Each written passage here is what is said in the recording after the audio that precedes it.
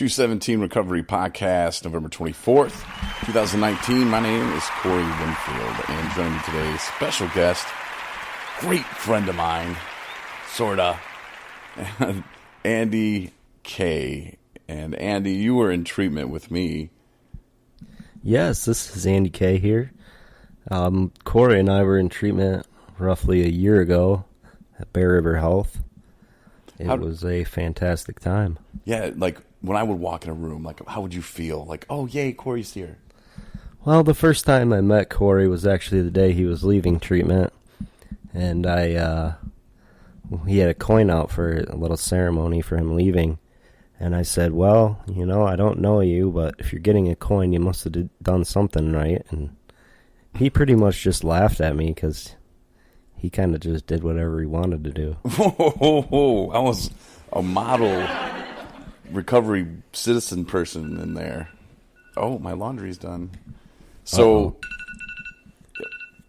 stop that. So anyway, yeah, it was interesting because I remember when I saw you in treatment, you were like walking across the front yard, and I was like, man, that dude is angry. Like, he does not want to be here. Like, I don't know what brought him here, but he does not want to be here. And then I found out that was like your second time in there. And so I was like, yeah, I could see that, you know, just in that facility. How many times have you been to a treatment center? Well, you know, I've been to detox at least 10 times in Michigan and in Utah. But, you know, I've gone to 7 treatment. Well, I've been to treatment 7 times. I've been to 5 different facilities. I went to Bear River 3 times. And currently, this is the longest I've had without using alcohol or marijuana or anything other than that, any other substances. And you personally think it's because I'm here and I'm around and you're in presence? Definitely not. You know, I think that Corey is he's a great guy to have around, but I wouldn't depend on him to keep you sober. Well, yeah, because you have to depend on yourself. That's great, Andy. But you do have to surround yourself with people who are, you know, like-minded, who really want it, because you can get caught up real quick.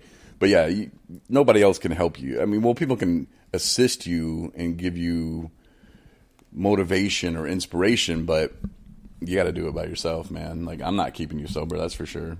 Yeah, you know, you can't do this alone, but you do have to do it yourself. Mm-hmm. Today, I'm looking at a sober app that I have on my phone, and I have 100 days sober today. Nice. Congratulations, man. And yeah.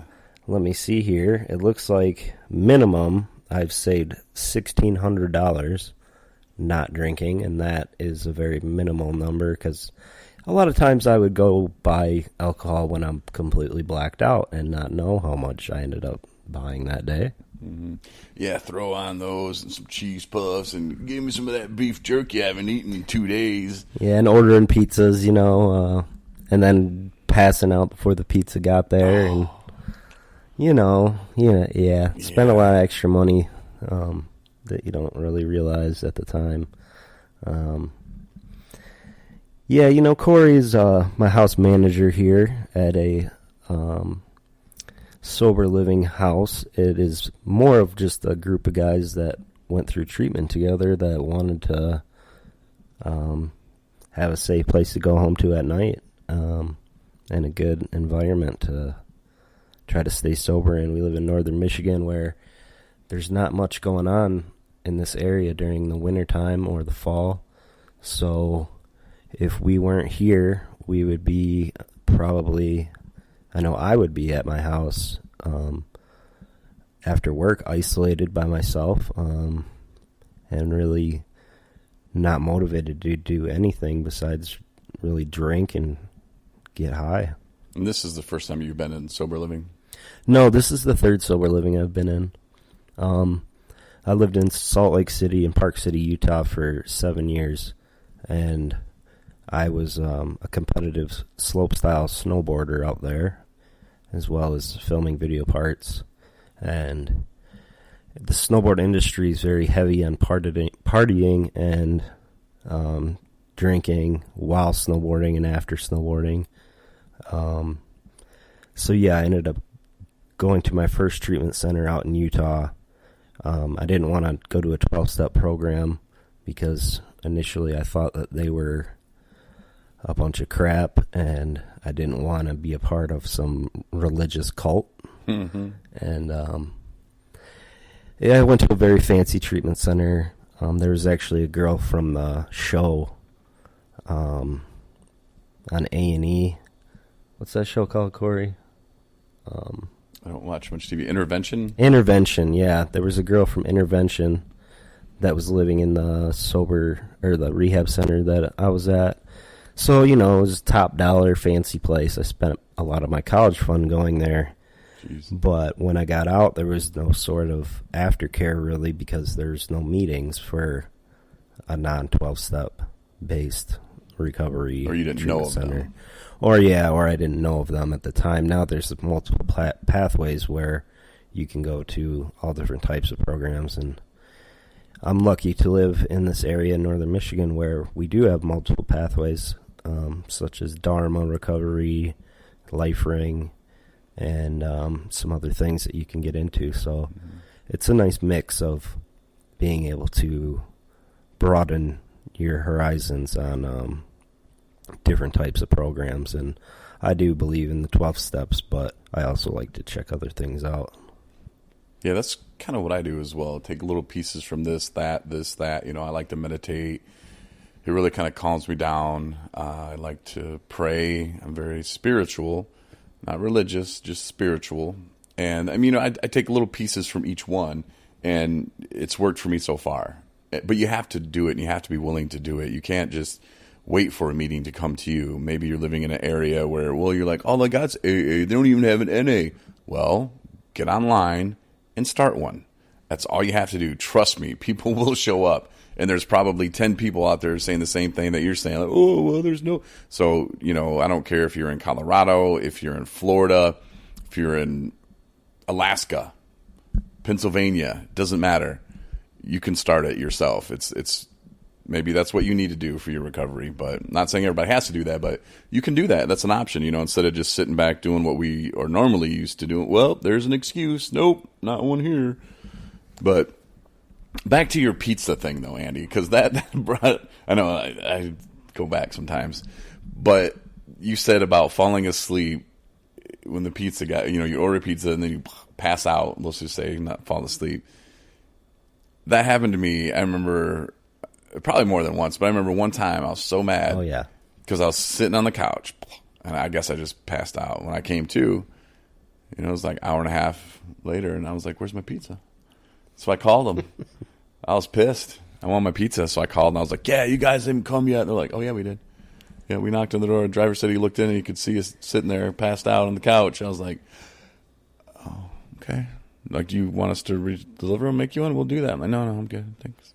Yeah, I've been through that situation several times. The pizza company in my town, BC Pizza, they kind of didn't take me seriously from the beginning because my address is 56 something Boner Drive. So when I tell them my address is Boner Drive, immediately, they start laughing at me anyways. So they ended up they just leave the pizza on my porch. Oh. And I guess I either pay for it with a credit card over the phone, or maybe I don't even pay for it. Yeah, Andy K, they know him, the snowboarding guy. He's got YouTube videos, been in movies, on TV, been in the porn industry. He's done it all. No, maybe not the porn industry, but I was confused with somebody else. Yeah. No, I did a lot of competing and snowboarding my whole life, and I was winning a lot of competitions in Michigan. So when my father passed away when I was in high school, me and my mom had planned to move out to Utah, and she wanted to get out in the mountains and hike around and check out a different area because she's lived in Michigan her whole life. And I wanted to pursue my snowboarding career, and it worked out real well for a few years.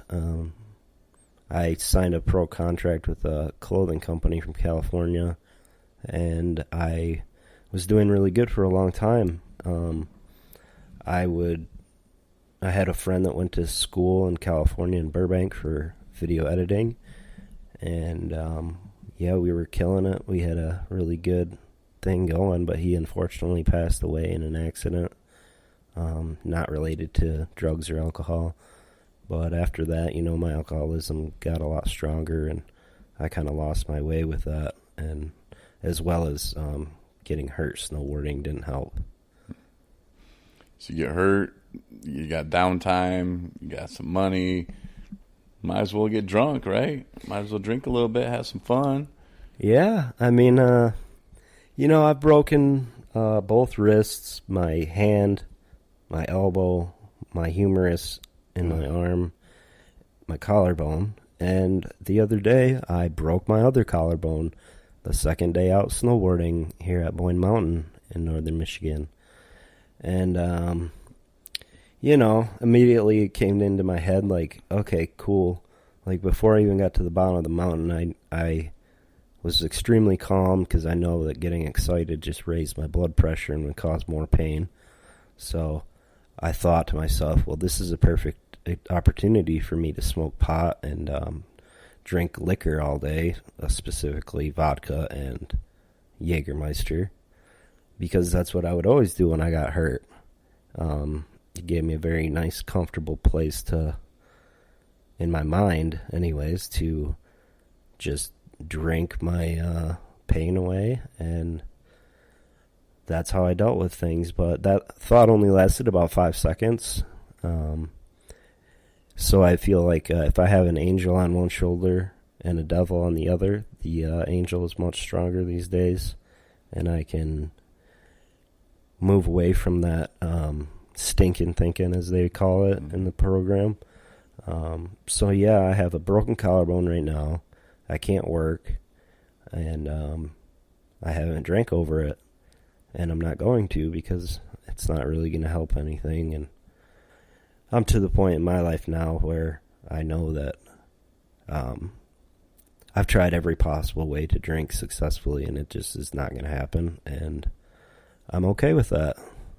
So I'm just chilling at Sober Living now, and I go to a lot of meetings, and I just try to fill my day with healthy things, like eat well and get a little bit of exercise that I can get. Like I went on a couple-mile hike the other day at this place called Avalanche Mountain in Boyne City, and I walk my little dog that I have that lives at my mom's house, and I found about 50 Petoskey stones the other day, which is really cool. It's a fossil in northern Michigan, and a lot of people are lucky if they can find a couple in their life, and I found about 50 of them in a half-hour period, so that was really cool.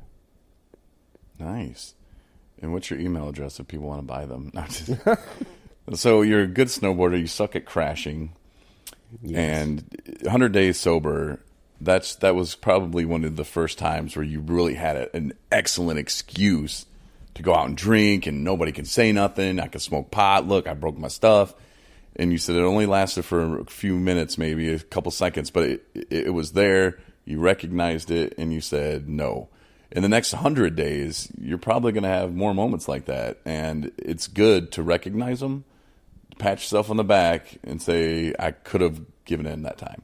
And you take those small victories and add them up. This is what I've done. And you add them up, and then you look back in another 100 days, you're going to be like, I had that, I had this, I had that, and I did this, and she said this, and I didn't do that, and this and that. And it starts to feel really good when you look back. And I think that can give you hope for the future. At least it does me. So I'm proud of you for not giving in, because, yeah, it would have been easy, man. There you go. There's your out. Yeah.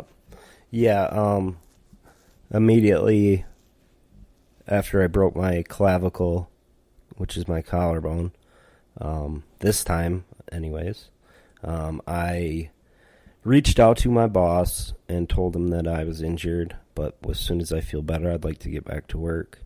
And I was highly medicated at the time, so I